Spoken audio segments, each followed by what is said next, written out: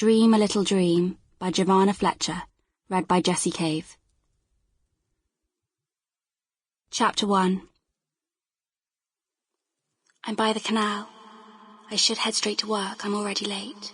I promised I'd be in early today, to help my boss Jonathan dye his hair blue, but I decide to sneak in and trip to the Barge Cafe first. Docked on Hertford Union Canal alongside Victoria Park, I assume it's a permanent location as I haven't seen it move in the 8 years I've lived here. Its pop-up white picket fence sits on the canal bed, with red and green bunting draped between its peaks, enclosing several picnic benches for customers to perch on. On the off chance that passers-by haven't been seduced by the quaint vibe the floating cafe offers, a little back chalkboard listing all the day's specials sits on the pathway, meaning you have to look at it to sidestep around it. And once you've looked, you're sucked into its charms. You have to go in. The barge itself is a good size. By that I mean it's not small, but it's not huge.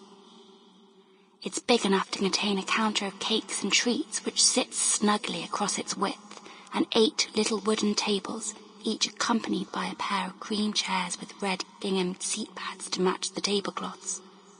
I could try spinning off some barge facts and figures here, but I don't know anything about them, nor do I find it interesting. This barge gives me coffee. I like coffee. I like this barge. Caffeine. Give me caffeine, the voice in my head always begs at the mere sight of the bunting flapping in the wind as I hastily make my way along the canal. Who am I to deny such a simple request?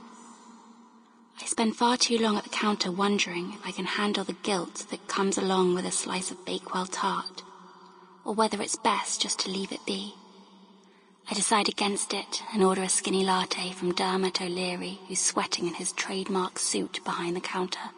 Once he's finished and handed me my order, I turn to disembark. I catch sight of something in my peripheral vision, yet I'm already out the door and on solid ground by the time the image is processed. Brett Last.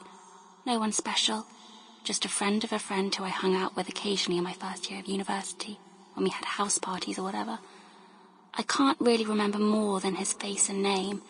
Everything else about him is a blur. Facts that have escaped my memory over the last decade spent living as a grown-up.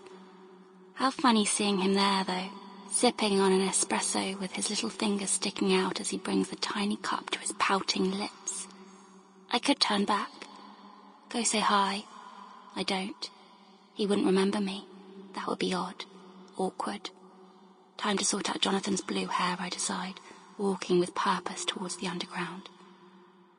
My phone blasts out the killer's Mr. Brightside, telling me it's time to get up and get ready for work. I could have gone for something jollier, or just one of the standard ringtones on my phone, but being woken up by a passive-aggressive tune seems to work wonders for me. It sets me up for the day as it sends fire through my bones and wakens my sleepy head. I don't jump out of bed in a mad dash to get ready for work. Instead, I lie there and take in the morning. My room is awash with sunlight bursting through the curtains, clearly failing in their task of being any sort of light barrier. Not that it matters. I've always had the ability to sleep anywhere. I don't need it to be pitch black or even quiet. I once fell asleep in a busy pub and I wasn't even drunk. Besides, I actually quite like being greeted by the sun when it's time to get out of bed and start another day. I really struggle when it's grey and miserable outside. I'd rather roll back over and write the day off, giving in to the gloom. Yes, the weather plays a big part in my mood. I need a little sunshine in my mornings to get me started on the right foot. I kick my legs free from under my duvet and have a little stretch, my body debating whether it's ready to leave the warm bed I've been cocooned in for the past 9 hours. While it mulls over the notion of a Wednesday morning, I pull my fingers through my dark brown hair, untangling the knots as I go. My wavy barnet was glossy and smooth when I went to bed last night, so God knows what I did in my sleep for it to get into such a frizzy, dishevelled and alarming state. Birds could nest in there and I wouldn't have a clue. Well, until they started tweeting, obviously. Then I'd probably have a mad panic and vow to stay on top of having my hair relaxed every few months, while smacking my head to get them out. I take my hands to my pale, sleepy face to catch a mammoth yawn. Sample complete. Ready to continue?